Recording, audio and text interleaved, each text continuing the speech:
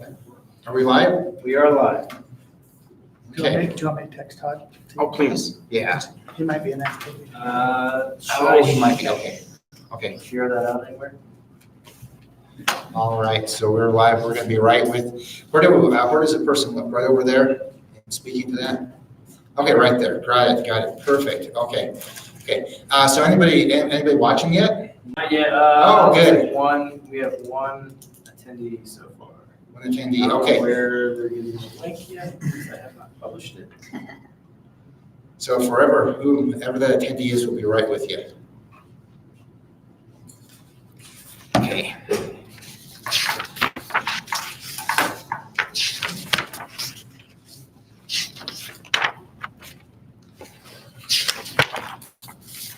Okay. All right. Is this picking? It does, doesn't it? Great. I hate sitting down when I talk. Okay. All right. Any luck with Todd yet? No. Okay. I'm just curious because what we want to do eventually is go ahead and kind of break up into several different groups. And so if we get most of the board members, administration here, then we can break up into some decent groups to review what we're looking at today. So this is just the first, we wanted to get together, I guess the background, we wanted to get together, think about the strategic plan. It's been 4 or 5 years since we had the last one? Since we did the last strategic planning process. So some things have changed and we want to go ahead and review, what our strategic plan was, what we accomplished, what we didn't accomplish, and what we need to do to move forward. So that's kind of the goal around this. Questions, comments, just throw it in there.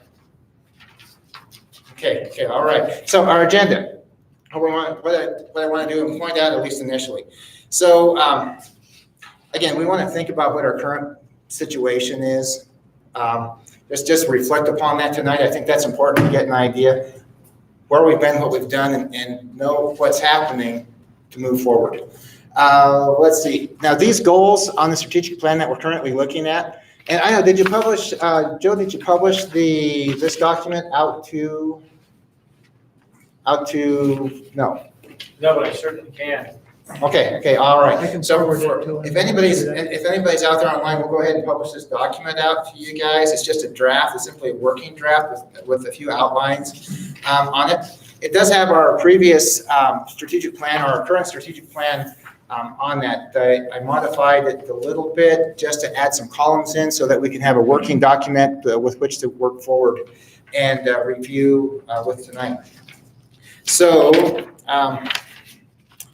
the goals, and speaking of that, the goals and tasks that we identified several years ago, probably 4 or 5 years ago on the current strategic plan, we thought those were important at the time, right? We wanted to follow up on those and believe that they could move our school forward.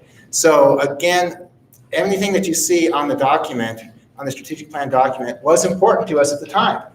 So we'll see tonight when we review what we've done, what we've accomplished. Let's see. Hi, it's good to see you. You as well. Here you go. Mine. You got this. Okay, great. All right. So let's see. Now the fourth bullet on that opening remarks, just given the COVID stuff, I'm not sure how fast or quickly we'll be able to move along with this. But we can get started tonight, and then we'll make plans for our future meetings as we move forward. Let's see. Also, I was going to mention, I mentioned in the email that the MTSBA folks, I reached out, as Kevin suggested, I reached out to MTSBA, and all of these services are fee-based. So all we got was their strategic plan. So no materials or anything. So I jumped into some performance analysis stuff I work with and developed sort of an outline for this. Okay. All right. So first off, then what's a strategic plan, and then what's a strategic review? So I'm going to ask you guys, so we have some conversation, and I feel better about not talking all by myself here. Does or should a strategic plan need to be modified or updated? Why or why not? And so let me throw it out to you guys. I would say yes, continuously. Continuous improvement? Yeah, we do. Okay, and why so? Because our situation changes. We should be looking 5 years ahead all the time. And, and our environment changes. I think, we've had some changes here at the school, and we need to stop and reassess where we're going. And I know everybody's busy, but it's an important aspect of progressing the school, I think. Well, and I would add to that, we've had a big change, a big success. We've achieved a big audacious goal. God, I hate that word. Yeah. That big audacious goal, and then now what do we do with it? So that's important to follow up on this. Todd, since you're the latecomer, I want to ask you the same question. Absolutely, it's necessary to reassess. Okay.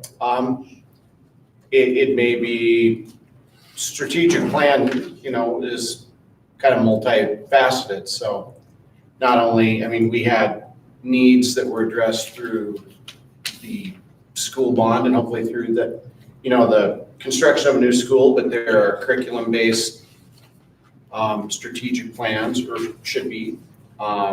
There are things that we as board members can do to address changes in policy or things like that. And there are goals that we can help set for ourselves, for administration, in a direction that we'd like to see the school go. And for administration and for funding issues, because we have some of a static budget, so to speak. And so how do you use those resources most wisely, right? That is part of what that strategic plan is about. Where do you put the money to get the most bang for your buck? That's part of what this is about as well. So anybody else want to add anything around that? Feel free, really. Okay, all right. So since nobody wants to participate, I'm gonna go on. Open discussion. What's been going on at our school? What's been going well? Just throw it out there. What's been going well for us? Brad, I'm gonna ask you. What's been going well? If you spent the last about 3 months with me, you're gonna say not much. Okay, fair enough. No, What's it's going badly? actually, obviously, we've had some huge successes in terms of running a successful mill levy. We've had, some very unique challenges that clearly were not ever addressed in this plan that I think the school has maneuvered their way through. And with that, I think we've learned a lot about the future and what the future should look like for our school and how future pandemics will be handled. But I think, prior to this spring, I think a lot is gone well. I think we've added some programs, since the time this strategic plan was written. I think this might have been written before. I think part of this was wanting to develop an ag program. I don't know if we've revisited it. We did it once since then. Did we? We did once, yeah. And, Yeah, this is like from about 2016, Okay. 2016, 17. So yeah, I think just some of the successes we've had with different programs in our school and the things we've offered, and we've had some curveballs thrown to us, I think, both things like the after school program, losing funding and finding a way to still engage those kids and provide some ongoing opportunities for them. I think we've adapted really well. So I think there's some great things going on in our school. I think we. Okay, Eric, I'm going to ask you to piggyback onto that. Would you add anything to that? Would you disagree? What would you do? What do you think? No, I would agree with them. I think there's a lot of things that are going on. They get overshadowed by some of the difficulties that we're dealing with right now. But when you step back and look at the people that we have here and a lot of things that we did accomplish in a difficult situation, I think we handled it well considering what we were dealt. And we did it in a timely manner and a very positive manner. Did we do this as well as everybody else? Three Forks, Manhattan, did we? We did far better. I would say. Far better. Far better, okay. Okay, Eric, yeah? Yeah, I would agree with that. Okay. I think we were one of the quickest ones to get it out there One of because the first in the people came state. in and took the time to sit down for a long time. And you're talking about going remote. Yeah. Basically, when this COVID stuff happened, going remote and being up and running within a few days. Yes, up and running within a few days and changing things as necessary to learn as we went. We had a lot of people that went above and beyond to to do that. And Okay. try to improve. Okay, so some good things, good things. Well, Yes, sir. and also as well, from the pandemic and the things that have kind of rolled down from that, and now as we look to reopening, it really forced us to examine all of those things relative to the operation of school. I mean, people can say, like, from things, cleaning protocols and how do you keep first and second grader from keeping masks on to, just the logistics of everything. Duct tape. And there are things that, there isn't any kind of a plan in the world that would ever be able to address the kind of the minutia level things that come up that have real consequences if they're not followed or if they're not addressed. So we really know a lot more about who we are. Would that be fair to say? Who we are, what it takes to become what is needed. Okay. Vanessa, what do you think? Good, bad, where are we at? What do you think? I Some of the think good things happen, some of the bad things, some of the places we can improve. What do you think?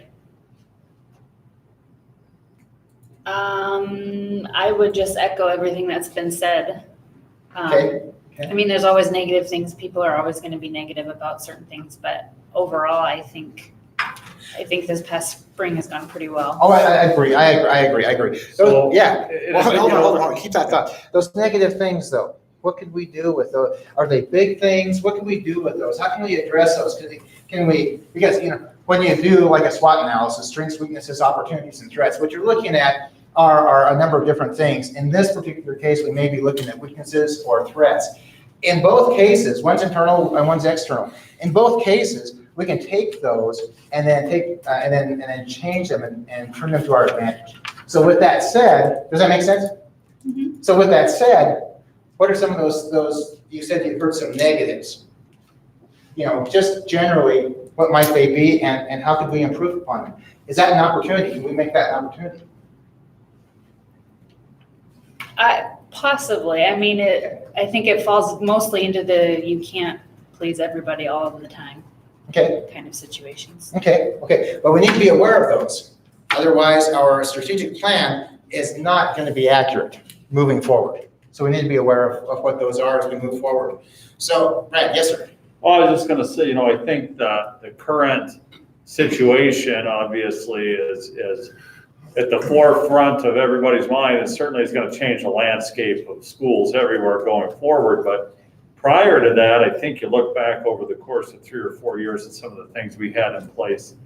What students are doing, as I look at the number of students going on to we've talked a lot over the years about having some things for students that maybe aren't college bound, some training for those kids, some vocational things. And I look at some of the progress we've made in those areas Okay. that, I think you lose sight of in our current situation.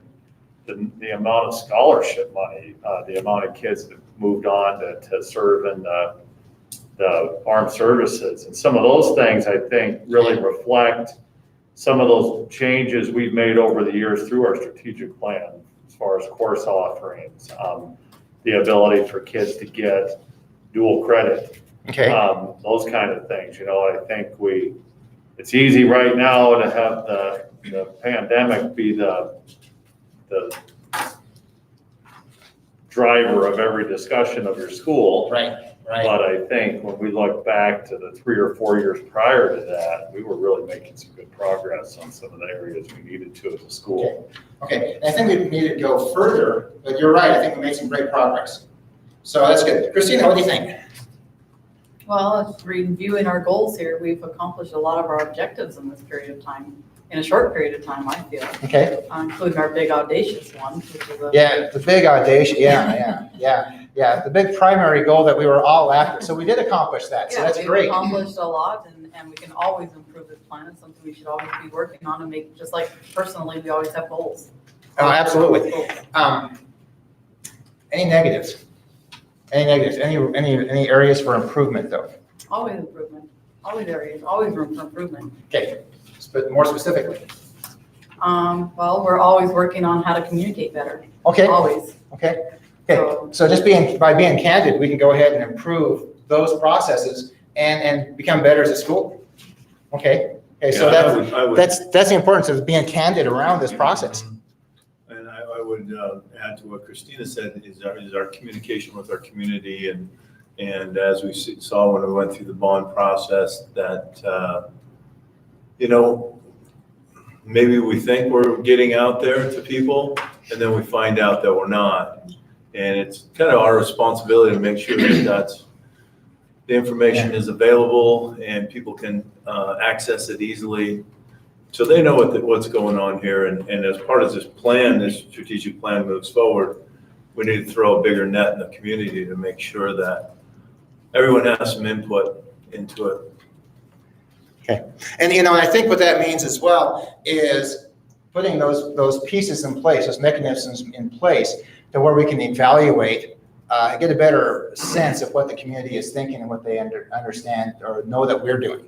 So I think we need to put some kind of evaluation tools out there in some way, shape, or form. That may just be in surveys or whatever it is. We want to get some feedback from a wide range of people. Is our message getting out there? Mm-hmm. So I think from a strategic planning process, putting those tools in place will be helpful for us long term. Okay, so all right. Anything else? Any other takeaways? Sherry, Pam, you want to add anything? I don't know. I missed the question. I just got here. Missed the question quickly. What's going well for our school? What's going poorly? And I should rather say poorly is negative. What could be improved? I echo what I heard Christina and Brad say. I feel like we have accomplished a lot on a lot of these goals under several areas. Are there still blocks that are open that we still need to make improvements on? Yes. Should we be looking at these goals we have accomplished and the parts of them, and then fill them with new challenges and new things that we can do to step up our time and with our students? Yes. Okay. So I feel like things are going actually very well, but as they said, always room for lots of improvement. Okay. For example, when I look, if you're talking being candid, we have struggled trying to get more dual credit opportunities into our school yet. And it's not that we're not trying, it just hasn't happened yet. So that's something that we still need to push forward on and try to make happen for our students. Well, I think there's a number of barriers to success around that. There are. Around that piece. So, there's both external and internal. exactly. When we take a look at that, a practical, candid look at that. So all we can do are those things internally to make us better that we can do. Externally, you're still working with somebody outside. I feel like our relationship with the community is very solid, even through these contentious, controversial things we're going through right now. Mm-hmm. Honestly, overall, the support is very overwhelmingly positive for our school. And then with something like this, that's a good showing. Are the negative things still out there? Yes, they are, but they're going to be there, and we know that. It's a tough issue that people. But you can still mitigate or minimize those. Exactly. And I feel like our students are just leaving here, have been for the last several years, and continue to do just doing amazing things. I mean, the world is their oyster, as they say, and they are delivering. They are doing very well in all avenues, whether it's military, whether it's vocational pathways, whether it's college, or whether it's Coast Guard. We have kids doing outstanding. So. Okay, so the main takeaway, and correct me if I'm wrong, but the main takeaway is that we feel that we're doing pretty well. We do have some room for improvement. And would you agree with that? Absolutely. Okay, all right, great. Well, on the review part, the next section of the agenda, what I'd like to have you do is take a look at the mission, and for anybody at home, okay, and for all of us here, the mission statement, the vision statement, core values, collaborative vision of the future, and big audacious goal are on the following couple of pages. If you'd like to even just get together with the person next to you, maybe, or even individually, take a few minutes, look at those. Do they still apply? If they do, great, mark it, whatever. If they don't apply, underline it, circle it. Let's talk about that briefly and see which one of those may not be a fit anymore. If I need to, I'll assign people. It's okay. I can do that. Yeah.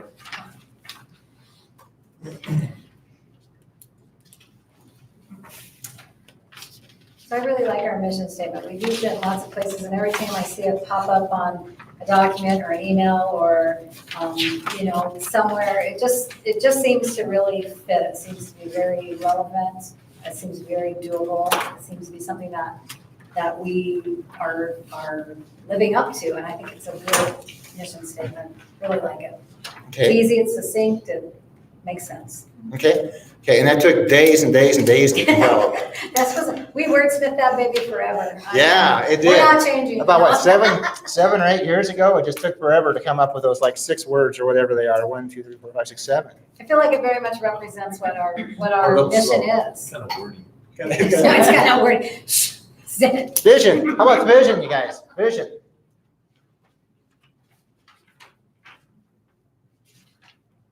I still think it's very relevant and applies as well. Okay.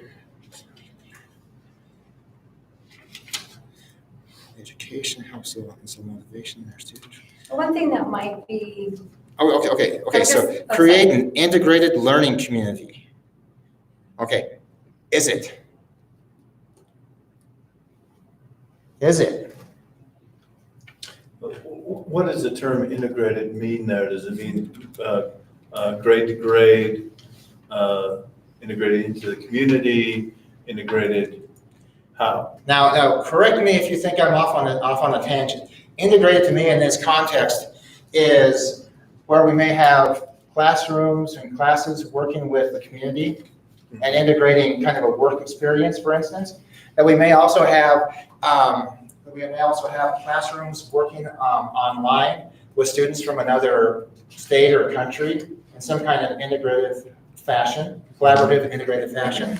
That we just look at, that we more completely tie different grade levels to different grade levels, for instance, peer mentoring, for instance, freshmen to seniors, for instance. Those are the kinds of examples I think it was integrative. Also, I think of integrative as, can we tie some of our high school courses and partner with college courses that are in the same discipline? Are we integrative in that way? Now, the value of that is getting students to understand what that next level looks like. Or not just college, I shouldn't just say college, but also with apprenticeships. That's the context that I believe integrative means. And feel free to argue with me, add anything that you want, whatever. But if you read through that into the next clause, we say to create an integrated learning community. What kind of one? Well, one that understands the educational needs of our students.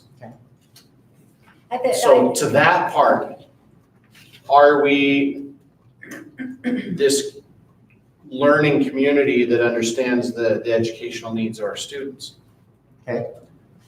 Understands, I don't know, that might be kind of hard. Having these other things we're talking about, presenting technically, vo-tech type classes, dual credit classes, those kinds of things.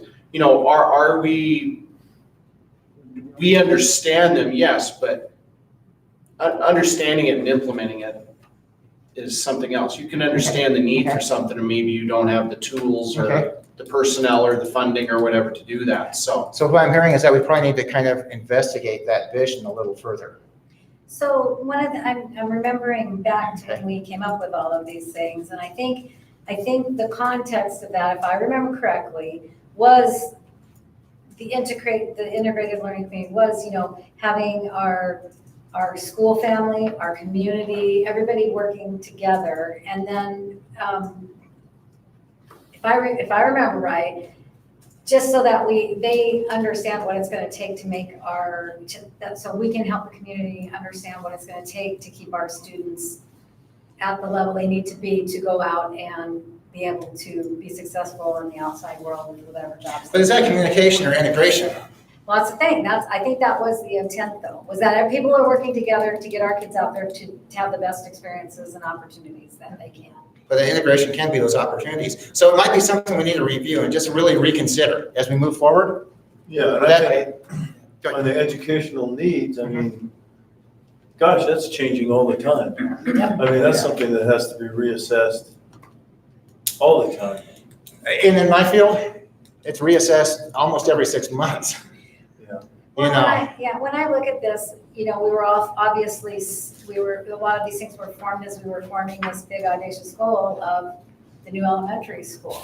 And we did have to do that. We did have to help our community understand why they might need to support that because of what the needs are of our children right now for their education. And this facility wasn't meeting those needs. And so I think if you look, I think that's kind of where, but yeah, so maybe it is time to revamp this. We've accomplished this vision really Okay. to some degree. We need to extend it, continue it, and maybe change it. Okay. Modify it. Anybody else? Yeah. Christina, Eric, Vanessa, Joe, Hannah. I'm looking for input from people. I'd like to see something about having our students be a little more global in their vision. Oh, yeah, Yeah. yeah, Not definitely just, global, yeah. isolated here in Townsend, Montana, or Montana in general, but just a little bigger view. I agree, and my role is to not be biased with this particular strategic planning process, but I would lend myself to a little bias around the globalist perspective, digitally oriented globalist perspective, kind of where we are. So as far as an end game with education, questions around my statement? Again, feel free to argue with me. Okay, all right, let's go to those core values. Take a look at those. What do you think? I'll just give you a minute to read through those, think about them, highlight some things.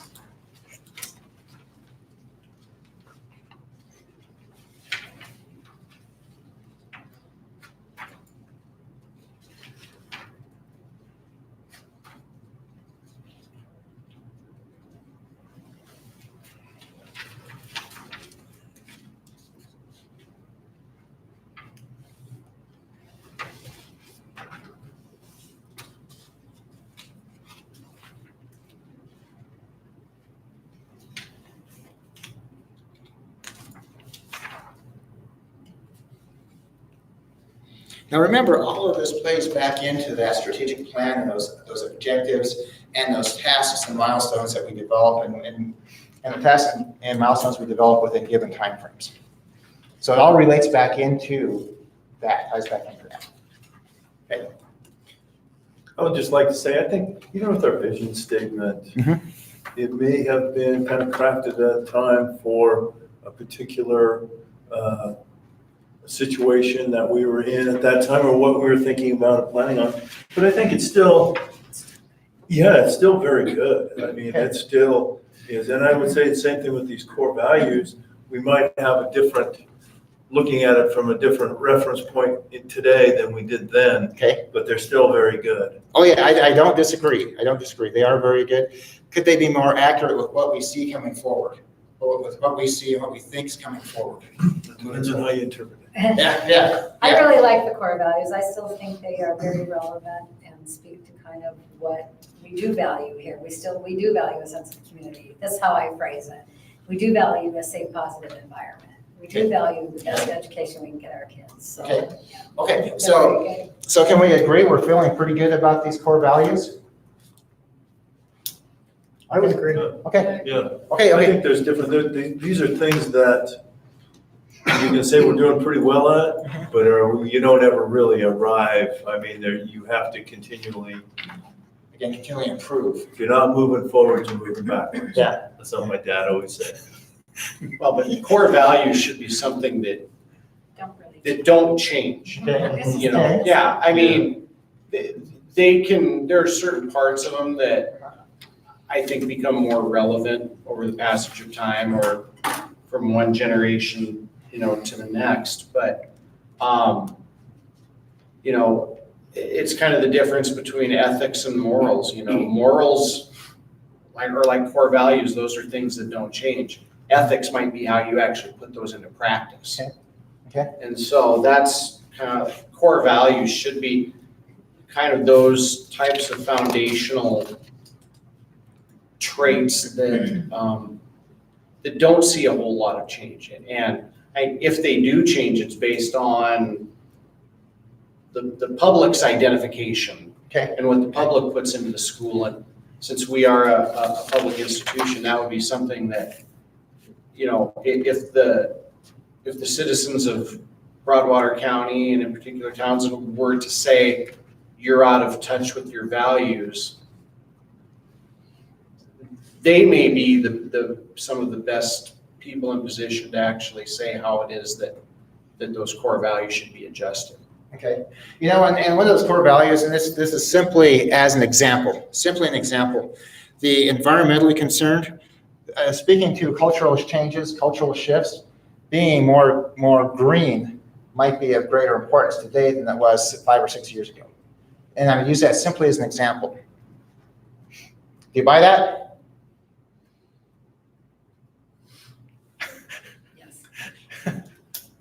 You guys are like a typical class, aren't you? Except you're not all in the back. Okay. No chairs back there. That's right. Okay, all right. All right. So we're feeling pretty good then we probably want to review, homework kind of stuff, take it home, look at it, think about the core values. Probably they're pretty solid. That doesn't mean they're perfect. Kevin, you talked about continuous improvement. Think about it. Think about these. Well, I look at like the environmentally concerned. I know that when it was written, we were looking at, our physical environment. I think there's also a lot of other things that that are issues that are being raised today to be concerned about, whether it's human rights on a global, national level. That can be considered the environment we live in, politics, whatever. Economics globally. That is all our environment. Well, and let me go back to the example I was thinking of. Maybe it's a fit and maybe it's not. So again, argue with me. Regarding green energy, okay, and it's our core value. And then how these pieces speak to one another, our objectives. Should we have any objectives that might be somewhere around teaching students more about green energy and how it's used and how it's developed and practical applications for it? I'm just, is that going to be our world? So one piece speaks to another, I think, and this is why we need to think about what these core values are and speak to both sides of this.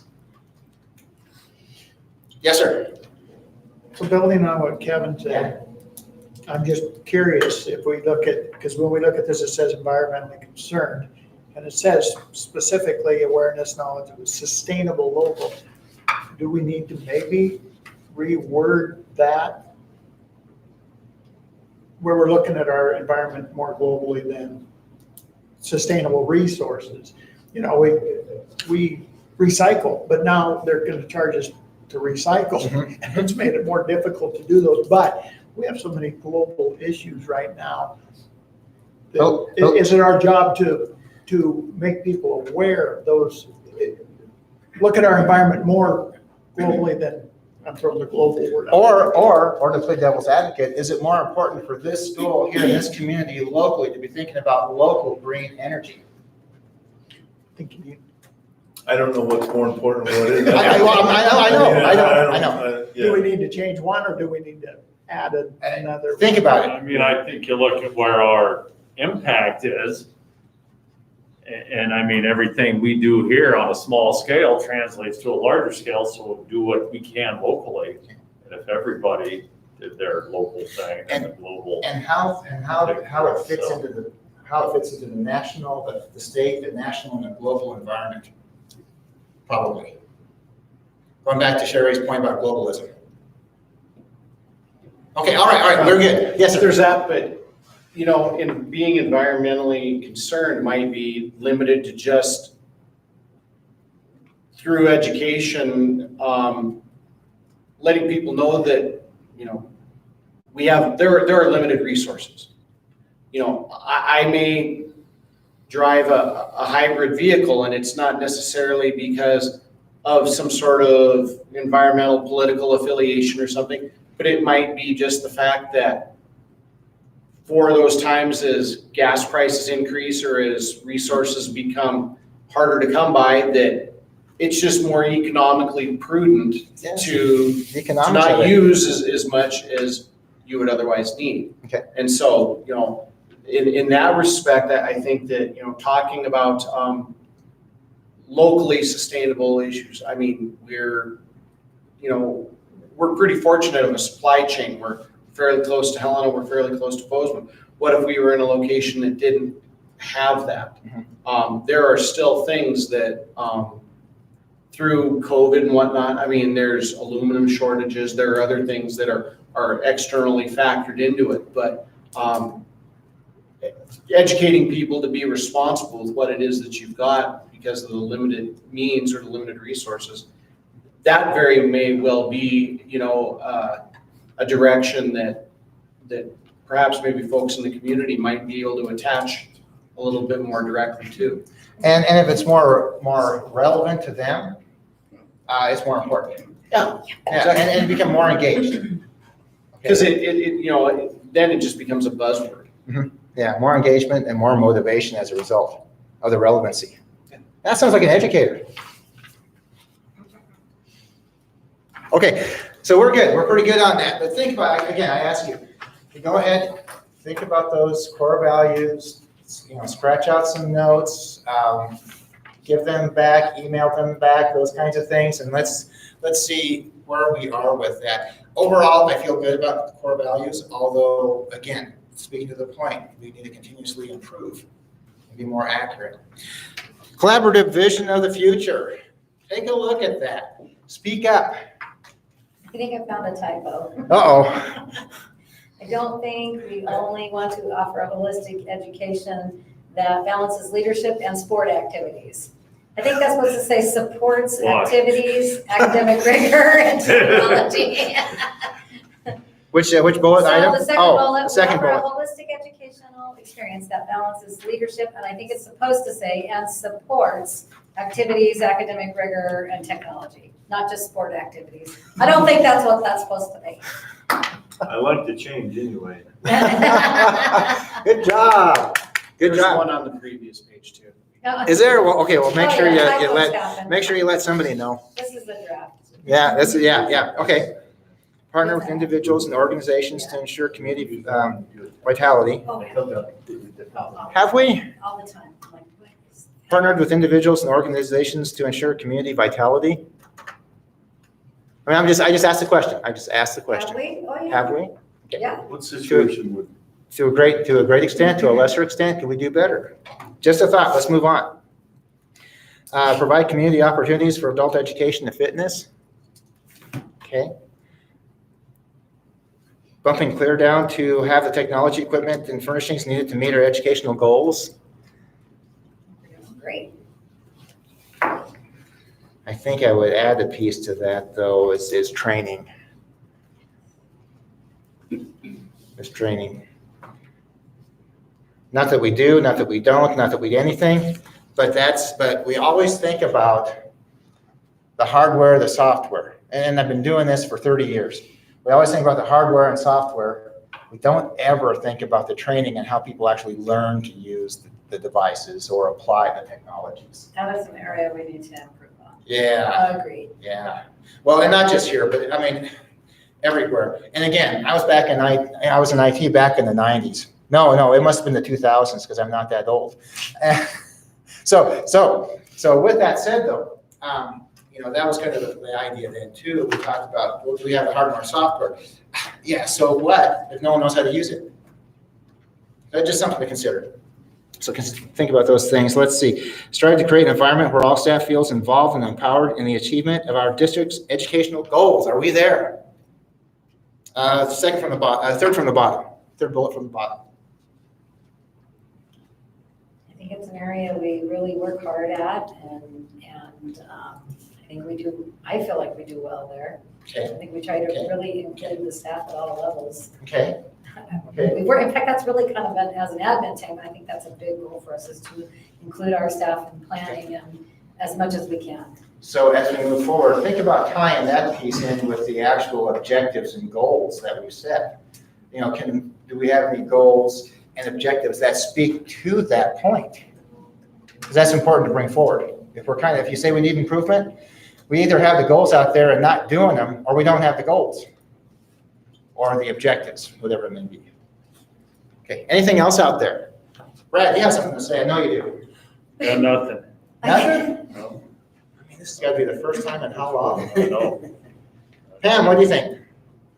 You're just happy to be here? I'm just happy to be here taking minutes, Okay, yeah. okay. Christina, what do you think? This collaborative vision of the future, is it really the future? Or do we just look at it statically at that given point in time? I'm trying to see which one were you on? Any of them, any of them. Oh, any of them. Any of Oh, them, okay. any of them. Any of them. Okay, I thought you were answering one question. Oh, no, but we can throw some out, but no, any of them as a whole, comprehensively, holistically. It's actually, I'm gonna say this, and it might hurt me, but I that's knew a pretty it. wise I knew that's it. a pretty wise statement you just made about, are they really of the future? That's not on record, that's not recorded, is it? No, you know, are those really the future, or those a static thing? That's, Was that you your know, snapshot at the yeah. time? And that's, I mean, I think they certainly still apply, but, you know, sometimes when you do things, you know, the future is a very, I guess, what's the, no, Dynamic. undefined time period. It's, you know, I mean, I think these are all good. I think they're all things we still need, but it's just something I think as we work through things, we end up with, you know, a lot of times looking at the here and now and not, you know, we think it's Yeah. looking to the future, but we're really trying to solve what's right Yeah. in front of us. Yeah, yeah, I think that's really so. You know, and I think as an extension of that thought, what we often do, and when I see students, and you know, like I mentioned, I've got a performance analysis course that I'm teaching right now. What I see students doing so often, and these are grad students, so they own businesses and corporate, you know, whatever. But when they provide this sort of snapshot, this picture, you know, this kind of vision, I see what they're doing right now, not what is out there for 2 or 3 years, you know. So I think that's very true and a very something to be really watchful of when you're developing a strategic plan looking forward. Is that the strategic plan doesn't look to the day; it needs to look forward. Okay, so with that, anything else around that collaborative vision? That's a vision. That's I looking just forward. have a question. How do you assess those things? How do you say that are all teachers feel empowered? Do they? I mean, and how so? And are there ways that, I'm just using that as an example. Are there ways that that can be improved upon? But I guess my question is, how is that assessed? How are each one of these things assessed? You know, and I think you have different measures. Of course, you know, the deal qualitative and quantitative measurements, right? Things that can be measured and things that are sort of measured. With a qualitative aspect, I think this would apply. The qualitative kind of measurement would be what we're looking at. The kinds of surveys that are out there, and you do this every semester maybe, or every year. How do you feel about this environment? How do you feel about this? And you'll be able to assess over time in sort of a longitudinal kind of steady, you know, how we're moving forward or not. And I think that's in this case with that specific question, I think that kind of qualitative analysis would be the direction to go with that. And some things I think you can ascertain just by, you know, the more, like, for example, the one you pointed out, the morale in the building. What is our environment? Like, are people seeming, or do they seem happy? Are teachers happy here? But how do you know it? Yeah. So you're walking down the hallway there and Christina is just bouncing up and down, just says, yeah, it's going. You know, is that always, or is that a fluke? You know, how do you measure that? And that's to Kevin's point. How do you measure it? How do you know? And I think some of those things are just in general, you know, if it seems like, I guess, if it ain't broke, don't fix it. I'm not saying we don't improve it, but I'm just saying that if there are problems, obviously, you're gonna feel that. You're gonna feel that in your staff, you're gonna see that. Okay. How many people, let me ask you this. How many teachers or staff, certified staff, classified staff will go out and say, I've got this problem and you need to help me fix it? I would say a high, very Quite a few, actually. Versus. Think about this. If it's not 100%, it's not good enough. Is that 100%? Is it 100%? And that was a point I was actually gonna make on that, is I actually think we probably have one of the best administrative staffs here that are opening, the door's open, that means you're welcome to come in. And you saw that in my office while you and I were. Oh, sure, saying, sure, teachers, sure. Hey, can we ask you a question? My point being, how many of those people who are quiet have opinions and don't say? They find their ways to No, speak. no. I think they've Or actually. do they? Or do they? Yes. I they've feel like gotten they better do, because yes. they- Okay. How do you know? How do you know how do you know what the percentage is? Because they're talking We don't know to the us. percentage. You know, yeah, how do you know the percentage? I mean, how do you really know if you're reaching people, if they're reaching you? And that's to Kevin's point. It's good, man. If your phone ain't ringing, you're not making people mad. Just do whatever they want. Now, the go ahead, yeah. Have you heard from everybody? Have you heard from everybody? In any organization. Now, we have more teachers here that are a little more mature, let's say, and they speak their mind pretty much, right? Okay, how many school districts have a very young set of teachers who really will not speak their mind? Have you ever, you know what I mean? I think if the leadership of the school though has that open door feel and that approachability, I guess that's a good word right there. That Approachability? But how do you know you're actually being approached? Even the folks that aren't gonna speak up necessarily in the staff meeting again, because they don't feel comfortable, Mhm. they'll email you, they'll come to your office. I don't know, that's what I find a lot. You usually hear from most everybody. So Okay. See, I don't know if I buy a lot of that. You don't have to buy it. I don't have to buy it. I I'm just don't. telling you how it is. The point of the Yes, point of no, the I get statement, it. the I point get of the statement is, how do you know what's happening? And through an evaluation, we talked about evaluation on another item here just a little while ago. And I'm not saying a survey is the perfect tool, but if you can get a survey out there to all the teachers that's anonymous, at least you know, are your needs being met? Are you being heard? How do you feel? And you can test that over time through kind of a longitudinal type study, from one semester to the next. And in that way, you actually can verify Right. if you're meeting this particular value. Don't you want to verify it rather than just hearsay? Well, and I think some of it too, so like, for example, when we do our PLCs, so we started these in the high school too, we have used the Google Forms, we have used surveys and stuff like that to get everybody's input, so in an environment where they feel like they can say something too. So we are doing some of that. I'm not Yeah. saying we can't improve it, we of Yeah, course can, yeah. but I think some of that is being done. Even just like our simple, Mr. Wilkerson shot out. But your point though is exactly well taken. Yeah. Some of it's being done. But maybe not all of it. I mean, what does that mean? And the point to evaluations, to Kevin's point in that question, is we should develop some kinds of tools to be able to understand where the teachers are, where the public, the community is on certain things. And we can do that fairly easily. But we need to probably think about that within a strategic plan, and then really think about doing this on a consistent basis, so that we really have the statistics, even though it's qualitative, a qualitative analysis rather than quantitative, to get some feedback. Okay, and I think that's important. Maybe you guys don't. I don't know. But I think those measures, the solid measures, are important.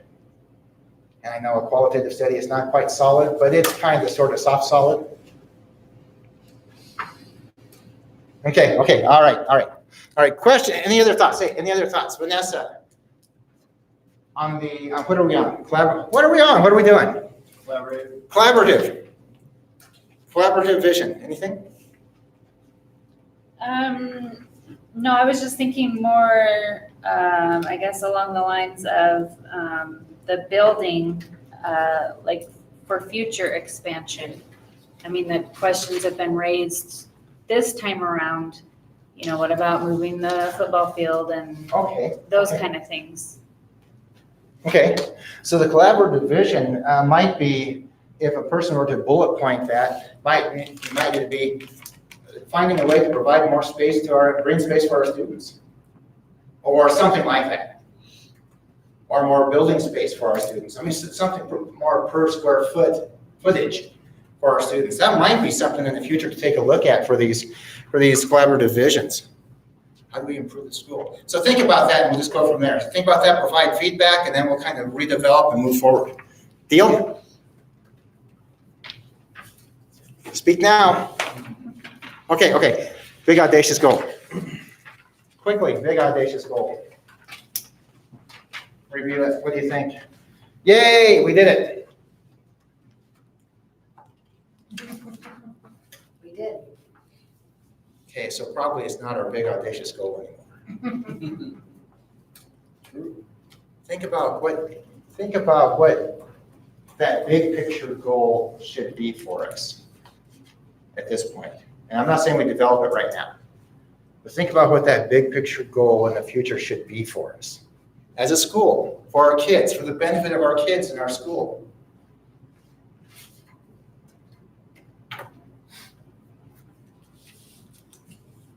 Global perspective, changing educational pedagogy, scheduling model issues. I don't know. Turf field, no other track. What? We got the building.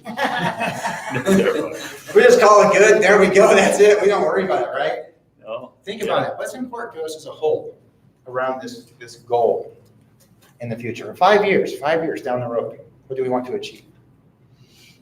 Again, we don't have to develop that today. Start thinking about it because we need to develop that. Anybody want to throw out? I will say, I think the whole building process, it was, I think that will help us with those goals a little bit. Because I think we learned a lot about the current state of education trends, where people that design those things and do those things feel the future is going as far as delivery models, as far as, class arrangements. And I think some of those things that we learned will certainly help shape our next goal a little bit. Okay. And I think, I agree with you 100%, Brad. I think, we begin to assess all these things and where we're at with our school. Are we delivering the best possible education that we can? How's that going to change? Are we going to be responsive to that change? And I think that would be, and we've talked about a lot of different things with experiential learning and Project Lead the Way and all those different types of things. Right. And they just take a tremendous amount of investment and resources and time to bring those things about. But, is it possible to do that? Is it? But what's the payoff? What's the payoff for that Providing investment? better education. Yeah. I mean, those are the things that are. Yeah, so it's that kind of cost benefit. Maybe an assessment of that or evaluation of the direction of education. And I'm not advocating for chasing fads that we see annually, but things that are recognized and things that are really beneficial to students, and the kids that we have in our community, and our population here, what's going to be best for them. Exactly. Okay. And then so those are and that speaks to the whole strategic plan, the goals, the objectives, the tasks that we develop to help us achieve these things. So it all speaks together. Again, going back to that point. Anything else around this? And we don't necessarily have to have just one big audacious goal. I would have had a couple in mind actually, because we are really rolling. So we can do more than one. Sherry, Pam, Christina, what do you guys think? I like that. And Kevin, that was well said. That's hard to follow that. That's hard to follow. No, that was very well said. No, it speaks to, I think both of those statements speak to where we need to go to set our next goal. And maybe it's just a matter of, I know we've made a lot of really great changes and moved forward in a lot of things, in the high school and the grade school about how we're doing things and how we're working with our students. And honestly, we still have a lot of very archaic practices in place. And I'm not saying they don't work. Some of them, hey, like I said, if it's not broke, don't fix it. If it's doing what it needs to do for our kids, fine. But some of them, I still feel like we need to be moving forward a little bit more than we are. Well, if it's not broke, don't fix it. The term that comes to mind is becoming irrelevant. Yeah, no, that's irrelevant. Exactly what I'm saying, though. We get stuck in our rut. It doesn't mean that we're elevating ourselves to the level that we need to be. Yeah. And it's time for a change. Because if kids don't have the skills, and this is a big picture thing, and I'm going off on a tangent, and I know it, and that's okay. But when we speak about kids and getting certain skill sets, we need to make sure as a whole, as a school, I know each one of us is committed to that. But if there's an MIS quote that comes to mind, and basically what it's saying, if they don't have the skills to compete globally, they may very well become irrelevant. And I that's, think it's more than just skills, though. You look the way our music program changed and what influence that has on our school and our speech and drama and the drama group. I mean, those things have just by leaps and bounds. Yeah. And it just seems to lift the whole school up. And I don't know. that's more of the liberal arts perspective around that. Well, yeah, I mean, you can have all the skills in the world, but if you don't have a well-rounded education and don't have all those other things, I mean, that's. Granted, that's a good point. I tend to work in the skills area, so that is kind of where I think and say and speak to. But that's absolutely right. That's the advantage of having a good liberal arts kind of program along with a great skill set. I think well-roundedness. Well-rounded, it creates well-rounded It changes- individual. It puts such a positive influence on the whole learning environment of the school. It does. I agree. Christina. And I'm just gonna tie on to Sherry, because like you're talking about the kids for the next 5 years, well, it's also those methods. Because 5 years ago and 5 years now, I mean, it's different. What's the next 5 years gonna bring? That our kids are gonna be exposed to and have that, what's background, 2-year-olds running an iPad now where they weren't before. How do you plan for that? How do you plan for that? What kind of vision does that take to plan for that? And then so we're looking at the strategic plan at 5 years out, between now and 5 years out. How do you put everything in place now so that those kids that are in kindergarten now are going to be running those iPads, to use that point? Yeah. 3-year-olds know how to use cell phones and Yeah, technology. okay. And if we set them down at a desk and give them a bunch of worksheets and, that's not even going to be relevant. So maybe when we speak about integration, we speak about integration Yeah. technology. Well, she knows how to do and that things like too. that, maybe.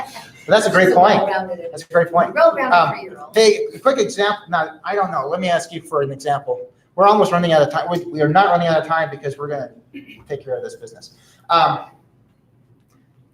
Give me an example, though, anybody from 5 years ago of some practice, some educational practice, some technology that we thought wasn't going to be inclusive in today's educational environment. Chromebooks. You hit it right there. One-to-one Chromebooks. Now, some schools were doing it at the time. It was costly, and the tech wasn't really there. The control really wasn't there. Now, Chromebooks for everyone. Because the costs are down, and it's economical, and you can do it. Great point. Good. What else, you guys? Eric, Todd, Vanessa, what do you think? I don't know if there was anything. Maybe it's the multi-platform, That- moving from That's what I- classroom, through multi-platform settings. I mean, you're able to teach the subject matter in the classroom and transition that into, online learning or what have you, and to be able to bring that all around. And so having things not seem like they're so disparate when you say I'm taking what we're learning in a classroom setting and now be it self-directed or whatever, where the kids are out there doing papers or doing research. And maybe The technology and the tools and things like that are making that a lot more seamless now, and it's not as much an issue of kind of the haves and the have-nots. You ever had your students work on Google Docs? And so they're working there, and of course, there's no concurrency control on Google Docs, so they can just all type away, right? You've all seen that, right? Isn't it fun to get on the other side and start deleting stuff as they're One of my favorite moments when Mrs. Beck popped in, she goes, do you know in Google, like on their Google Docs, when they're shared with you, you can watch them do their work? I'm like, I know. See, then you can get back on there and then Light bulb. hit the delete button. It's fun. It's great. Are you messing with me, man? Yeah, I'm messing with you. Yeah. So, okay, Christina, you were going to mention something. Actually, I was mentioning like Google Classroom. That's where I was going to, is this platform. And that's really pretty recent, isn't it? Well, and it just 5 years, look how that has with Yeah. all the new add-ons Okay. and stuff. Speaking of archaic, though, that was brought Are you up. talking I'm talking about myself. Okay. I'm not totally convinced that's always in every situation the best delivery system. No, not Okay. necessarily. It's gotta be a good blend of both. But that's why I would say it's gotta be the blend, that's why I was saying you look at the kids in the future, are we gonna have to do more of a blend based on what is that gonna look like? Is it gonna just be everyone sitting at a desk, or is it gonna be multiple? Sometimes those things become archaic because they work. Yeah. No, and that's what You I was think, trying. oh, we've been doing that for a long time. Well, that's what I was trying to say, was that, sometimes it is still the best way to do something, I just certain wanted to throw that opinions. out there. Well, Sean could be using a PowerPoint right now. To guide us. He's way more. PowerPoint's really actually kind of old now, too, just saying. You know, Right, if sorry. it ain't broke, don't fix it. Okay, all right. Sometimes old school's the way to go. Okay, how about you guys? Anything else? Any other comments? Additional comments? Okay, so let's go back, and I'm gonna task you, challenge you to think about what's really, when you're envisioning 5 years out, okay? What do you think we should be considering as a big audacious goal or goals? And then we'll refine it, but just what comes to your mind? What do you see in the education environment and in industry and in globalism, in localism, in ag tech, agritech, agribusiness? What do you see? Drones, what do you see? Okay, think about that, and that'll help us be able to focus and further develop our strategic plan to get there. What do you think is a big thing or things? Okay, More of this in the classroom, unfortunately, I think. yeah, I know, I'll be faced with that in just a week or so, absolutely. Okay, all right. Other questions or comments around the big audacious goal that we're not gonna call audacious anymore? By the way, I'm gonna take a second, the liberty to take a second here on that. And audacious. Let's see. Oh, I While you're doing had a that, I'd like definition. to, Please. Vanessa mentioned something, and I think it's very practical, that we need to think about what our enrollment is going to be in 5 years from a very practical standpoint. Okay. And it could be a problem in 5 to 10 years. I mean, we've got population centers on either end of our county that are rapidly growing. Our county's rapidly growing. Mhm. There's, I don't know how many houses going up out here right now. Yeah. And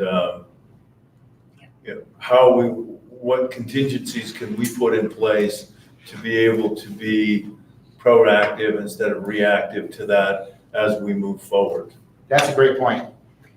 To really be inclusive of all students within our county, within our district. Well, yeah. Yeah. The ones that show up on Monday. You can't turn them away. Can't turn them away. Okay, so that's a great point. Let's consider that further. And as we develop these goals, let's think about, what makes sense. Because I certainly think more than one big audacious goal is viable. Mhm. I think we've got many things to think about. Okay, only some things to focus on. Yes, So sir. Is our high school structured well enough to handle the growth for the next 5 or 10 years? We're full in a lot of areas already. Yeah. Our classrooms Yeah. are, we'd have to work with, something would have to give and go so the teachers could teach more. Think about that. How important is that? And I'm asking you, I'm not answering the question. How important is that to you and to us? That we make that a priority? That kind of idea. I'm not, regarding verbiage, it's whatever it is. But how important is that idea to us to be able to address today, to be able to meet the needs of tomorrow? Is that something that meets the audacious goal level? Think about it. Think about that. Okay. All right. So let's have more fun. Thank you very much. Has the reflection been worthwhile so far? Okay. All right. So go to what I want you to do now, and we have 4 main goals. Okay. I'd like to have an administrator and a board member and all the members of the audience. Sorry, anybody at home, we won't be able to participate in this. Sorry about that, you guys. Go ahead. Look at us laughing at me. This is what happens in the classroom all the time. The students laughing at me all the time. Hardly ever. Okay, hardly ever. Okay, a board member, an administrator get together, and I want you to candidly discuss. Let's go to goal one. Let's go to goal one, for instance. Quality education. What have we accomplished? These are the instructions. No instructions around this. What have we accomplished? Okay, students are, and I'm just going to use this as the first example. You guys, each group will take, group of two will take each goal and work through it. Okay, about 30 minutes, 20 minutes probably, and then we'll report out. Okay, so example, students are actively engaged and responsible. A, okay. So consider or implement. Okay, this is where we start talking about block scheduling model, 4-day-a-week, school week, hands-on project-based learning, and so on and so on. Okay, the success criteria. First of all, have we done any of that? Yes. Okay, okay, how much? We've done student-led parent-teacher conferences, we've done Okay. student portfolios. But the student portfolios, has that led to fewer dropouts? I don't know how we're addressing fewer dropouts. Okay. Point being, we want to try to find some measurable numbers, something measurable. When a person just says, I don't know, fewer dropouts or not fewer dropouts, we have any idea. How do you verify it? How do you verify that? And not that we can do that all today. Not that we can do that this year for that specific issue. Not that we can't. But we need to think about how we could. Okay, so, but we never considered the block schedule or a 4-day school week, right? Have we ever done that? And I'm not saying one's better than another. I'm not saying that. Have we ever considered it? We thought it was important to consider at one point in time, didn't we? Okay, so would that have led to fewer dropouts, more student success in the classroom, and that might have led back to hands-on project-based learning? I don't know. Better attendance, fewer discipline referrals.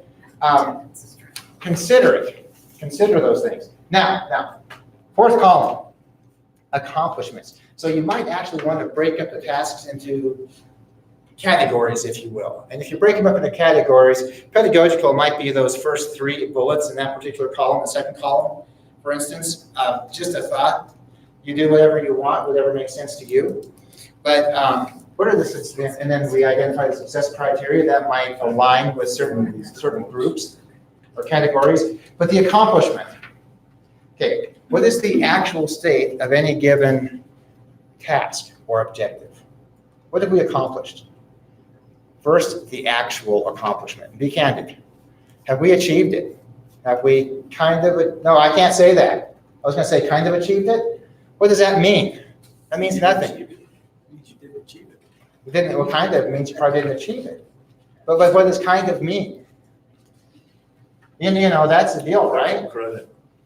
So kind of. So did we kind of achieve it? Well, maybe, try to quantify something in some way. That doesn't mean it's a perfect quantification, but try to. Now, what do you want? The desired state is, I want to know what you want to see. What is the desired accomplishment? And then what's the difference as you see it? What's the performance gap as you see it? Okay, or the objective gap, whatever you want to call it. Taking a look at accomplishments through the actual state, desired state, performance gap is a real performance analysis component. Did we really perform or not? Okay, and then if you want to go ahead and add, and I would certainly ask you to add, for any of these, what's the time frame to complete certain tasks or milestones?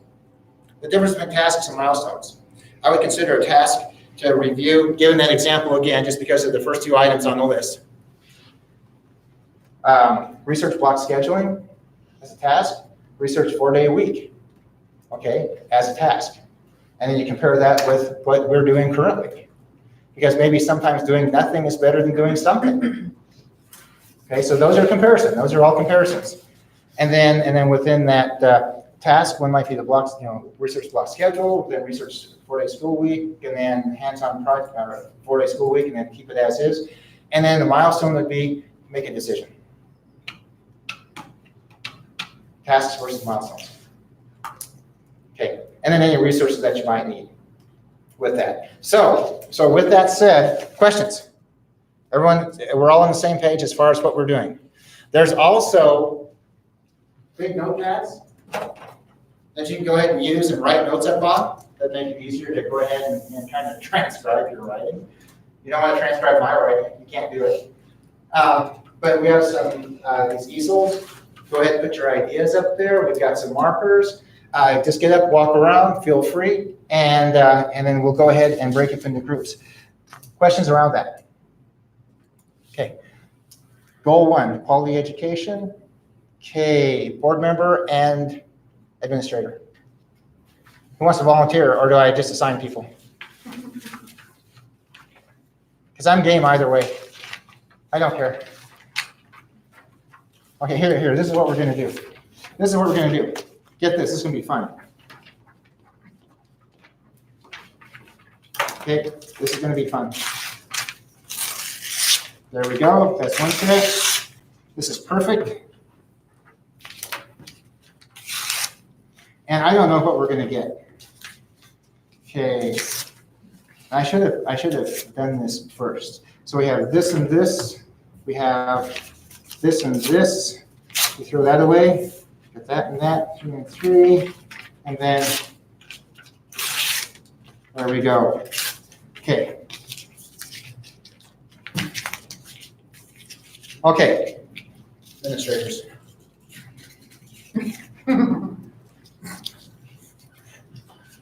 How do we even read the numbers? Administrator. Administrator. What did I hear? Did somebody say, oh, I said God, that or looks like, something? I said that looks like a spit wad. Spit wad. Oh. 4. Yes, we are. 4. There we go. And I get one of these too, but I'm gonna let you take a choice. Eenie, Huh? eenie, Any? eenie, meenie. There we go. Okay, go ahead and hook up. Number 1 means goal 1, number 2 means goal 2. Who's bored? And then review each of the objectives.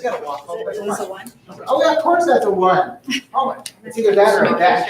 I'm not sure which one it is. I'm a 1. Okay, and then take a look at each one of the objectives, Partnership. tasks, thoroughly review it.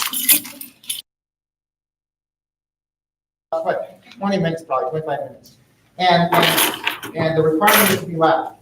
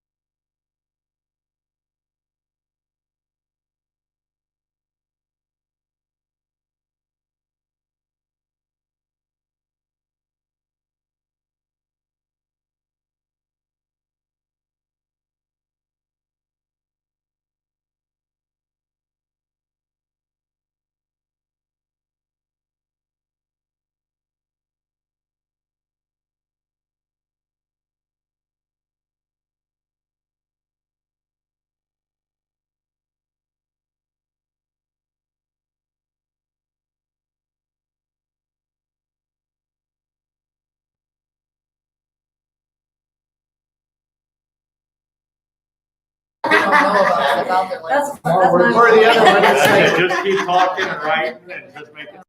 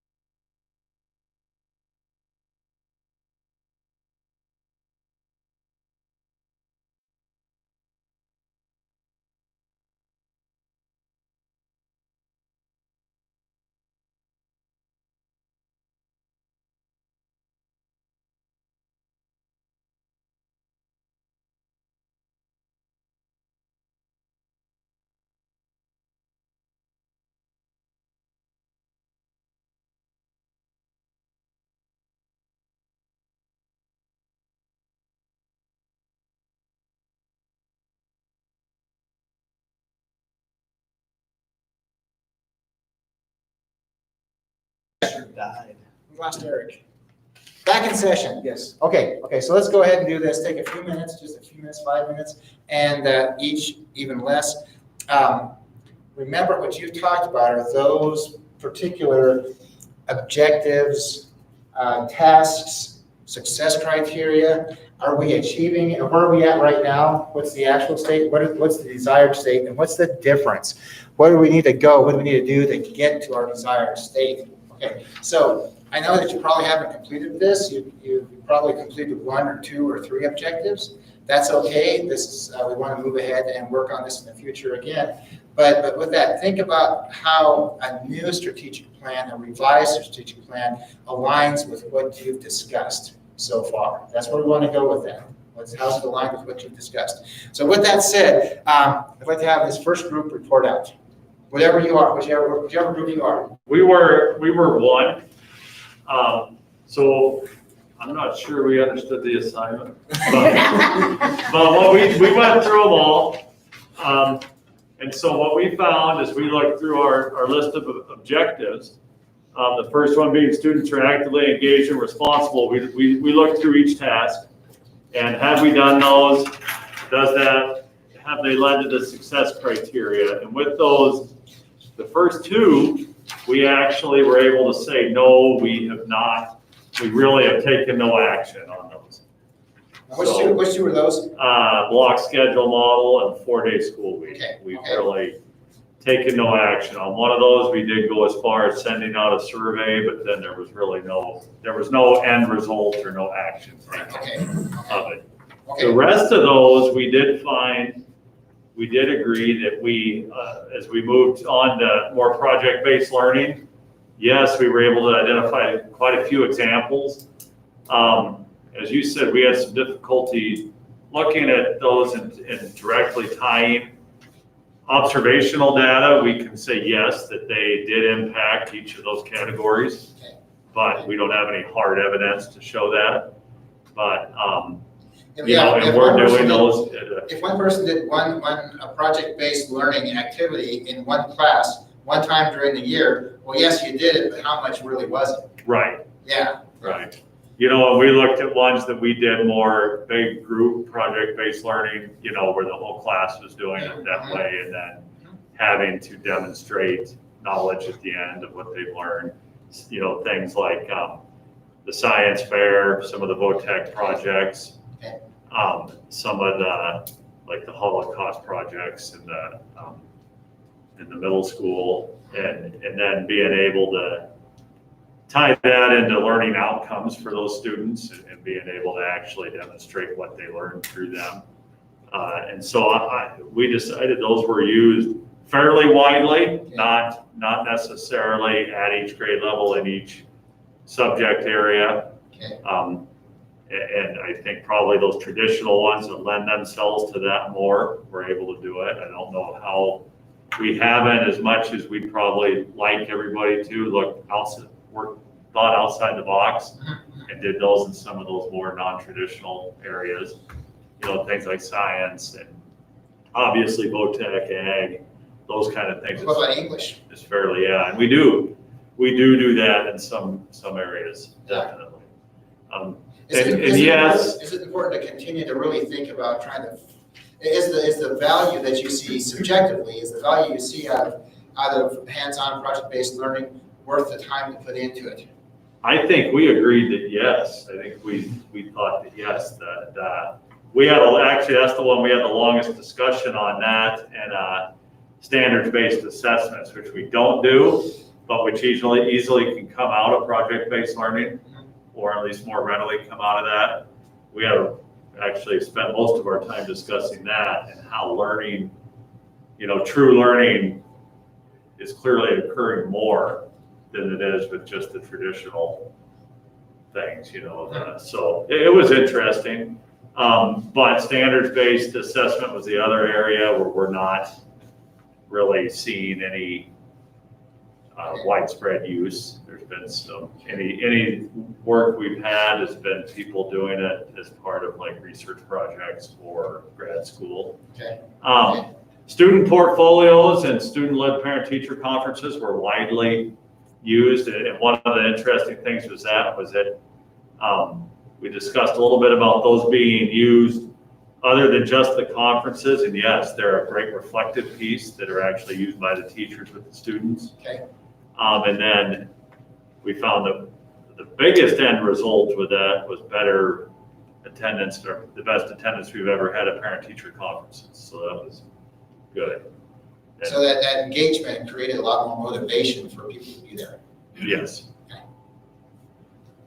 Okay, you want me to just keep going, or? You know, maybe just one more? Okay, yeah, so the next two were very, very quick. So it was, the next one was maintain low student-teacher ratio. So by hiring adequate staff, keep classes small. Yes, we've done all of those. Have class sizes stayed small? Not necessarily. I think class sizes have stayed small within the confines of what we had. In fact, we've done each of those, probably we've maxed out each of those that we can from hiring additional staff. And a lot of that is based on the building that we have.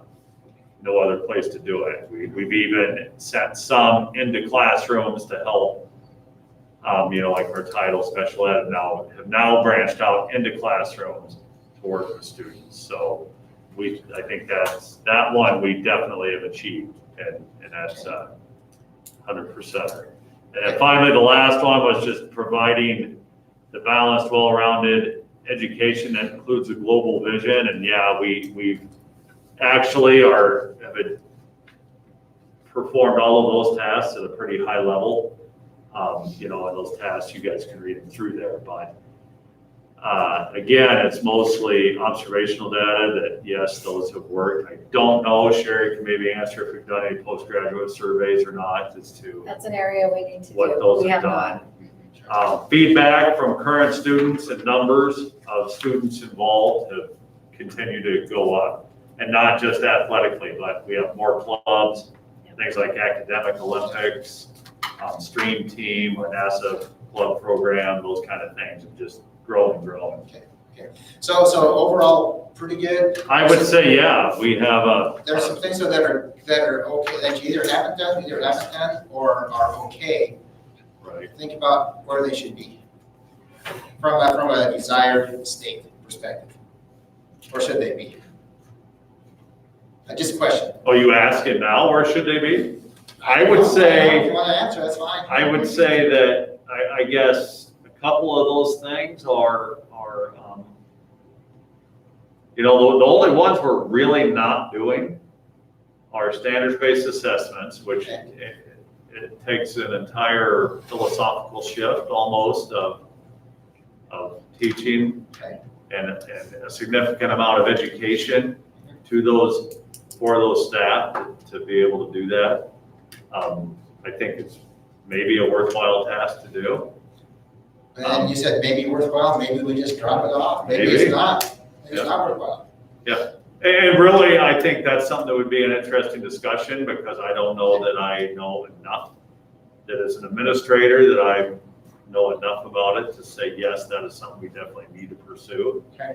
And as far as the block schedule, been a fan of that for years. I've promoted that. We've actually got, in a way, a partial one in the middle school with our reading language arts. And then 4-day school week, that's, I dare say that's probably out of my hands, so, or out of, I don't know. That again would take an entire, do I think it's worth pursuing? I don't know.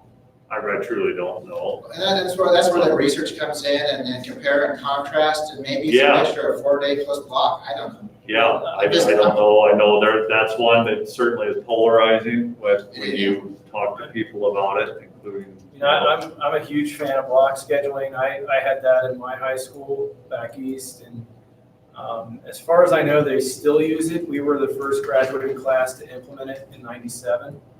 And I know it was for a lot of the kids that were my peers there, was very successful. And I was in it from freshman all the way through in the block schedule. So what I'm hearing is that it's something that we should really I think so. put a time frame to research, and then a yay or a nay or something like that, right? It's worth pursuing. Right. I think so. Okay, Right. great. Let's Yeah. finish up with one and go with Eric and Todd. Okay, we Thank you guys. we had goal number 3. Okay, go three. Goal number 3 is the one that's after 2. Just before 4. And yes, so goal number 3 is favorable learning environment. And the 3 things, we're centered around kind of bricks and mortar, things like technology, equipment, furnishings, those kinds of things. And actually, the big audacious goal of the new elementary school was rolled into item C for this, favorable learning environment. But when Mr. Wilkerson and I discussed, do we provide a clean, safe, well-maintained facility?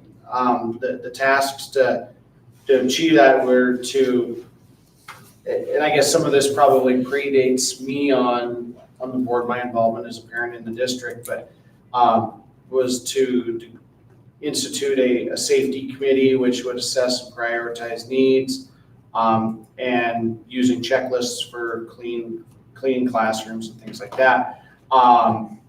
This success is, through routine inspections, and those inspections would be both from kind of internal and external sources, be it the Department of Labor, the fire marshal, those kind of folks, through staff and safety and public feedback and through safety assessments.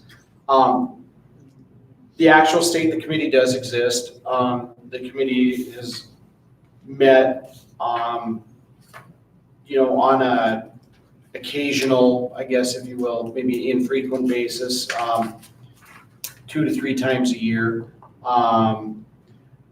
The committee, we didn't really talk about the composition of the committee, but it affects administrators, it affects teachers, it affects custodial staff, it affects the public for use of the building. And safety can be from the physical condition of our facilities to to things like what we're dealing with right now in the state of COVID. So while a lot of those things haven't been addressed directly through the safety committee, they are things that, as our school reopening plan, as our emergency preparedness and those things, they will be handed off to that safety committee. So We also, have looked at some of the accomplishments, like say that committee exists. We are hopefully, working towards having kind of, what I would call a COVID clean facility, both through, procedures, use of materials, training of our staff and how to use those and maximize their benefit. One aspect of safety for the facilities was, our discussions with Mike Conkey and something as simple as labeling our exits. So when we have an emergency response, that becomes a safety issue. We actually think that, a lot of our, a lot of the safety and security issues will probably resolve themselves through the update of the facilities that are going to happen as a result of the bond, the completion of the new school, the fire, the safety suppression, the fire suppression systems, the enhancement of the security and things like that, through the middle school and through the high school. So, one of the challenges probably though is going to be, a lack of staff to be trained in, the safety areas, if it's actual physical security or, safety through, cleaning protocols and things like that. How do we resolve those through hiring a cleaning crew or what have you? So the tough question, it looks like we're in pretty good shape with this particular goal. Would that be fair to say? I think we figure we're probably about 80% or maybe north of 80%. Okay. If we were to try and Where's our lacking? Where do we lack? I think it's a lack of staff insofar as like safety for cleaning protocols and maintaining them underneath kind of our current guidelines. Perhaps those are contracted services. Okay. But having actual staff to deal with those right now would be a lack. I don't know if Mr. Wilkerson thinks there's anything else that maybe I didn't scribble down on my sheet. So essentially, in short, closing the performance gap might be around bringing, outsourcing cleaning company in. Might be a solution to close that performance gap In the short term. in the short term. In the short term, and then I think better follow through on our cleaning protocols and what we do. How about More assessment? consistency. How about assessment? What's that? How about assessment for the cleaning procedures? Yeah. So what are you saying? Speak more broadly. Meaning, is there any, you had mentioned maybe like inspections or certain protocols are followed. There's certain things, obviously, from a safety standpoint that would be done by like the fire marshal, but assessment from the staff on whether certain cleaning procedures or maintenance type things are being followed through and done. And are thorough and so on and so forth. Maybe a follow-up around that, because probably at this point in time, just somebody says, yeah, I cleaned it, and that's where we go. Yeah, there is one of the tasks in there is use of a checklist, and so a job perhaps made around that, yeah. where do you draw the line between having a standard checklist that applies to all of those versus something that somebody feels is needed for their particular learning space? So overall, pretty good, but some room for improvement. Yes. Okay, great. Yes. Great. All right, thank you. Group two. Is that speaking? And sorry we're running a little bit That would long, be but best. we'll finish this up and then conclude our thoughts. Okay, so we have community partnership. We talked about the first objective of variety of adult education. We feel that, we have a small variety, but definitely room for growth when it comes to our adult education. I was told that the adult ed part was pretty big before, had a lot more in it. And then talking about the college level, I know one time Helena talked to us about possibly bringing that here. Kevin also brought maybe an issue extension, and then it kind of just. It died. Yeah, it died. It did, yeah. So maybe reaching out and finding out, where is that now, and then seeing if there's anyone in our community that would be interested in that. Does it have to be Helena College? Can it be Gallatin? He's at MSU Extension. Well, and then Gallatin is the MSU two-year college Okay. over there in Bozeman. Gallup College. Gallatin College. What about the Digital Academy? Do we have anybody that teaches online for the Digital Academy that we can reach out to? It's the same idea. I'm just, Yeah, I don't know if they do adult there for that. yeah, I'm not sure. I'm not sure about that. So Okay, yeah, so number one, we definitely have work to do, or A, How much? on how much? 100%, we gotta work on all of it. Okay, fair enough, fair enough. So develop a partnership with a pre-kindergarten education. We don't meet on a regular basis with Head Start and them. I know we've met with them here and there. I don't know that we've shared criteria with parents regarding the kindergarten roundup. I know that's been discussed as far as, I know parents would like to kind of know. It's been talked about, well, I don't know what my kid needs to know, and it's that they're very nervous about that. Same with, and then bringing back pre-K was talked about. It's like, okay, is that part of our big audacious goal? Is that something that, do we need to have that back here, or is it even worth having on the list? Is it? Right, is it? How important is pre-K education to the success of students as they move through elementary, middle school, and high school? Right, And ultimately on to whatever their career is. correct. And are not enough of them getting it. Yeah, okay.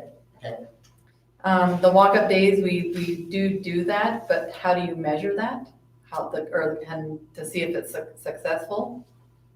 I mean, do you ask a bunch of little kids, did you like that? Is that good? I mean, Another good question around that. I don't know how, what about their parents?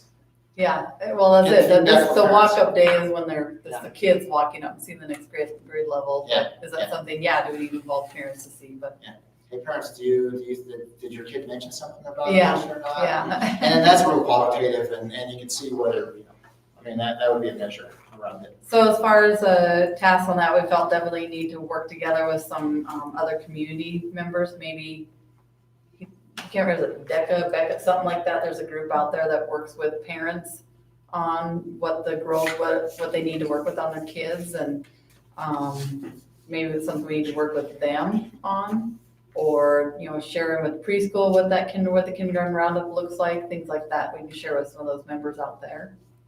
How do you reach out to those people about kindergarten roundup that you previously alluded to? How do you? Well, like the preschools, could we give them some kind of criteria that they could utilize and share with parents? With this DECA group or whatever group it was, is it something we can share with them that they can share with those parents? Do we do some kind of a drive for parents to help encourage reading at a younger age and give them that criteria of those the development charts or something, I had written down, that's something later on that we talk, under C, that kind of falls under C. Do we work with someone like the DECA or some of our local churches or a bunch of different organizations, even Billings Clinic, I know they've done things before along those lines. How about self-promoting, putting out stuff on a YouTube channel? Because that's what people always do. They go right to YouTube, right? No. I don't ever watch YouTube. Come on. They do. If they don't today, they will tomorrow. Okay, and we're thinking about visioning 5 years out. Well, what can people do and what are they going to do more of? What else? What else do you have? So then the last one, we've talked about trying to get the groups to talk to us more. How do we get that to happen? How do we get them to share with us their calendar of events of when they're having something in the community, so we can get our kids involved in, or our staff, whoever it is, involved in that, so that we can have them. That's part of that, building that community relationship, getting our kids to have the love of their community, support their community. How does that happen? How could that happen? Where are we at right now? What's the actual state around that, do you think? I don't think anything's happened really. We don't have any group sharing. So basically zero, Yeah, nothing right, out there. nothing's happened. Okay, So we need to have one person they could share that information with, okay, so that it can be shared with our staff. okay. Does, what's Apogee? Did I get that right? Yes, Mhm. Skillshare. I got that right. You got Apogee right. Apogee, right, okay. Does that have any tools with which to be able to push information like this? This way? Well, yeah, All of it. lots of tools. Okay, so it's a matter of just developing the strategies and the materials and the push technology and push it out, right? I would think it could be done through that. Okay, so and I only mention that because when we start thinking about tasks and we're thinking about success criteria, you know, that these things relate back into that, I think. So any questions or comments around that? Okay, we'll just go to Sheriff. Sherry. Sherry. First of all, you should not put two talkers in a group. We didn't get that far, but we got a lot of quality stuff done. Yeah, why don't So- you get it done? We did, we I did. Honestly, it really created a lot of good discussion. We had goal number 4, staff teamwork and excellence. And I think one of the things through our conversations that we kind of discovered is that we feel like we do have good relationships and things with our staff, and that we do have obviously an excellent staff that is well-rounded and can do a lot of things. But a lot of our stuff we can improve on is the measurability of it all. How can we, that exact thing we were talking about earlier, how do you measure that? For example, when we looked at promoting and working to recruit and retain effective teachers and other staff member, we had compensation and benefits. We felt like those actually go together. Professional development stands on its own. Housing issues and things of those natures, which actually the housing kind of can become a composition and benefit like it is for some of our staff. Mentors for new employees, new staff trainings, and kind of just if I'm going to summarize it, we felt like we're doing fairly well in most of these areas, but definitely a lot of improvement. And then there are some that, we kind of parted out professional development in 2 different blocks. So like basic professional development for our staff, we feel like we do a really good job with that, the needs of our teachers and what they need for professional development. But maybe targeted areas we really need to improve. So for example, this current situation we in has given us a swift kick into blended learning and ways to do that. And we really could use a lot of very quality professional development in that area, because that's new for all of us, myself include all of us. I don't know how to instruct my teachers to do a lot of it either, because I've never taught in a blended classroom either. So we're all learning along the way. But that there are definitely parts that we could measure that. We thought maybe, compensation and benefits, that we could definitely, step up the financial end of it, but yet there's also the other benefit package that can go with those things as well. Like, Sean said, one of his benefits of being at Carroll College is that he gets great tuition for his kids. So, what are the other Those ways kinds that we can build those packages? And then how we measure that, obviously, we don't have a huge staff turnover. Yeah. We don't have a huge staff turnover here. That might be one way to measure it. Maybe we're adequate. Sean used the adequate and achievable. Those were the words. Are we adequately paying our teachers so that they can have, so that they can afford housing in towns? And that's one of the things we have to look at. Or appropriate. Yeah. We felt like we could do better in our mentoring areas, and kind of our discussion on that was mentors for new employees. Like I explained to him, I know what I observe in the high school is when we get a new employee, actually the staff that's there rallies around them and pretty much sets them up with whatever they need and helps them. Is it actually a formal mentor system? No. And maybe that's something we could move into a more formal type mentor system. But I think because we're so small and a close, tight-knit school family, that it's just instinctive. Nobody's going to let them fledge out there by themselves and drown. Everybody is right there immediately available to help people be successful in a new teaching career. They can just ask anything they need and get the help that they need too. So, but could we formally do a better job? Of course we could. I think we could. So, anything else, Sean? Gosh, no, I think that was pretty much it around that. So it's getting late enough. Let me ask you a few questions, get your feedback. First off, has this been a good start? Yeah. Yes. It's been excellent. Yeah. It really has been. Great. Good conversation. Okay. We haven't looked at this in a while, so it's good Yeah, to we revisit. haven't looked at this in a while. We didn't get through, we didn't get through all of those objectives. I mean, some of you did, some of you didn't. But I feel like it's a good start too. We need to understand who we are, what we do well, what we don't do well in order to be able to move forward and to improve. Okay, so, and remember, as you're thinking about this, as you step out of here, and I know you're gonna think about this some more, remember how these pieces fit together. What's our vision? What are our core values? And how do they fit into the objectives? Think about how those pieces come together, okay? Because they need to speak to one another. Let's see. And again, the goal tonight was for us to try to understand kind of where we are so we can move forward. Now with that, I want your suggestions around this. I think it was a good start. The questions, there's a couple questions and just a general quick conversation around this. How do we want to proceed? Do we want to proceed throughout this semester, essentially try to finish something up through this semester and early into next year? Do we want to provide or bring in an outside consultant? Very oftentimes, outside consultants do these sorts of facilitations. Are you happy with what's going on? What do you think? How do you want to proceed, and how quickly do you want to do so? I say no consultant. I agree. I think you are doing an excellent job. Seriously, I think I thought that was very productive. I thought you led us in a very good way, a very engaging way.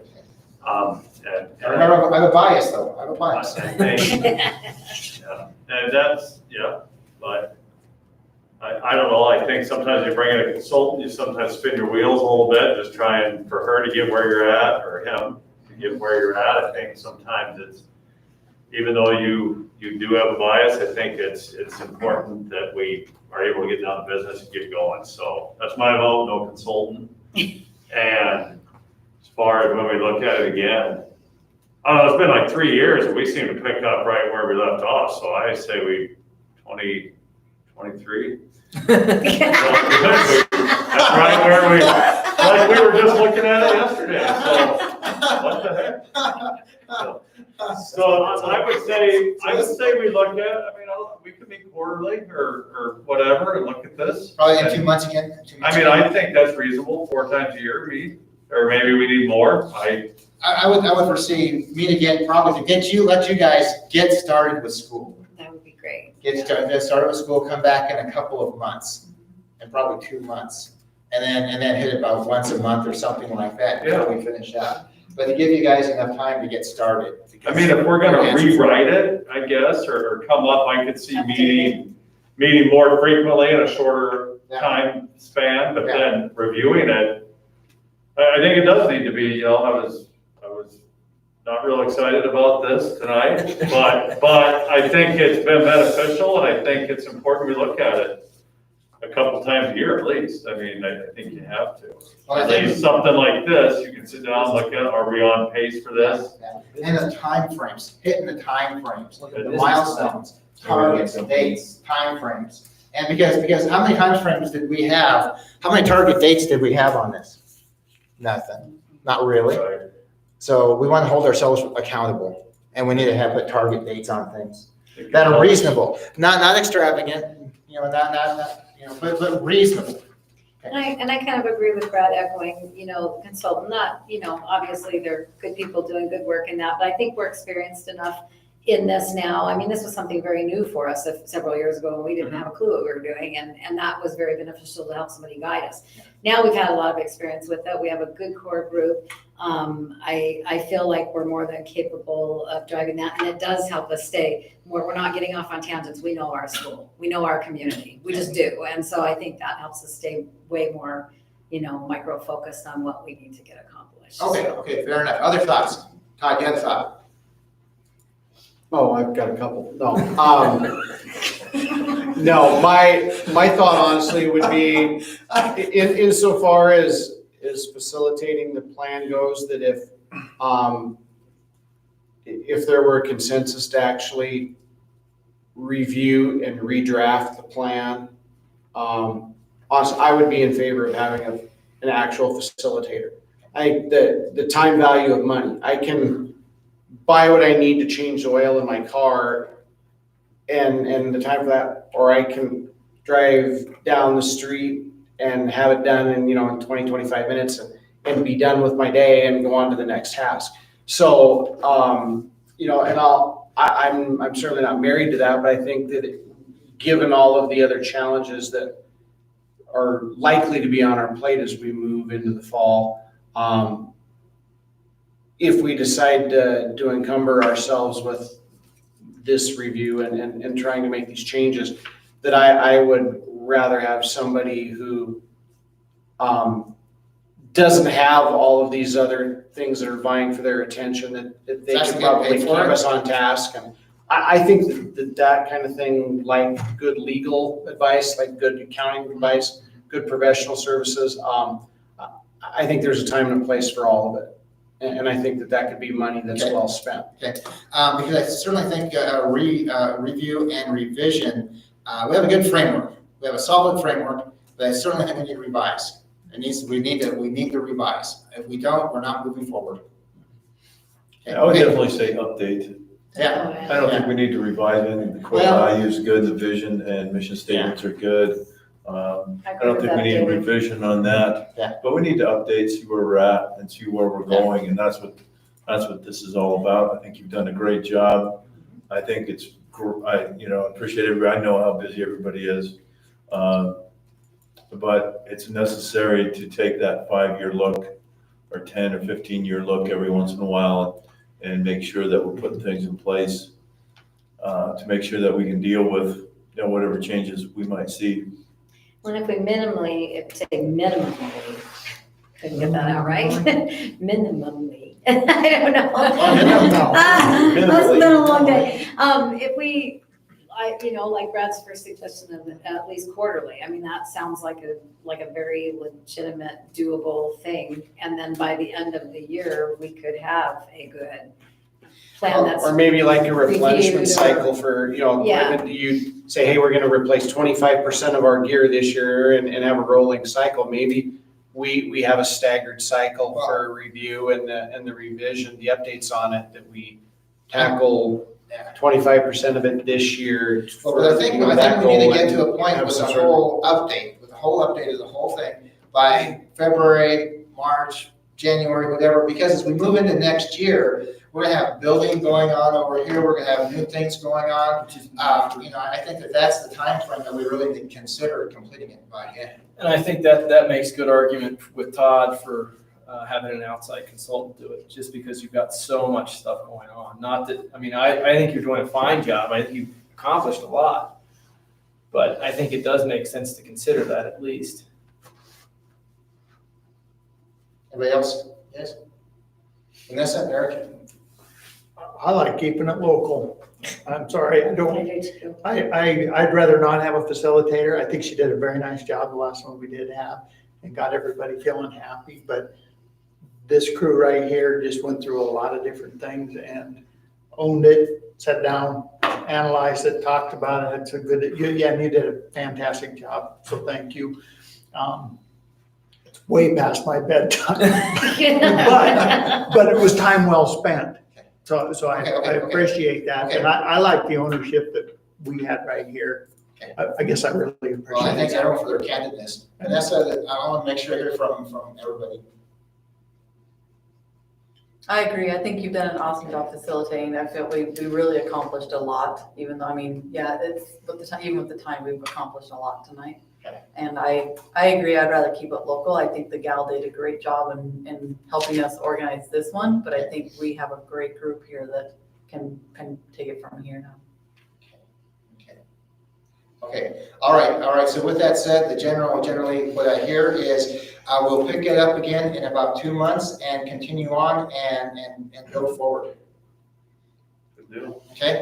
Perfect. Yeah. Thank you. Oh, you're welcome. Yeah, thank you, Sean, very much. Yeah, you're Very good, welcome. very productive. So if I can get all of your papers, I'll find somebody to anything that you may have used, any notes, we'll go through it and basically put this together and think about where we are and compile it and see what we've got going on. So 2 months out, 2 months out, sometime first part of October probably. How's that sound?